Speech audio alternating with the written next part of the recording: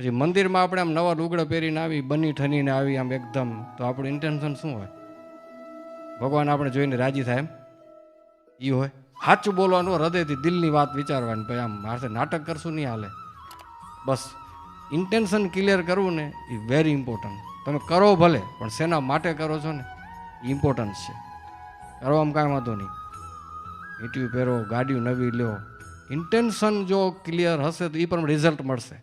ભગવાન જે કાંઈ પ્રતાપ બતાવે છે એનું ઇન્ટેન્શન એ છે કે જીવ મારામાં ખેંચાય પછી એનું કલ્યાણ કરી નાખું, એને સુખી કરવા માટે એ એટ્રેક્ટ કરે છે. ભગવાન એટ્રેક્શન ઊભા કરે, વાય કે જીવ ખેંચાય, અહીંયા આવે એટલે પછી એને માયાથી રહિત કરું, રાગ દ્વેષ એને ટળાવું અને એને પરમ પદને પમાડી દઉં. એ ભગવાનનું ક્લિયર ઇન્ટેન્શન છે.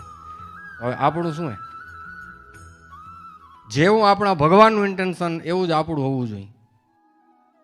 આપણામાં કોઈક જીવ ખેંચાણો એટલે આપણે એ અંદરથી હોવું જોઈએ કે આને હું મારા ભગવાનનો કરી નાખું, તો ભગવાન આપણા ઉપર રાજી થાય.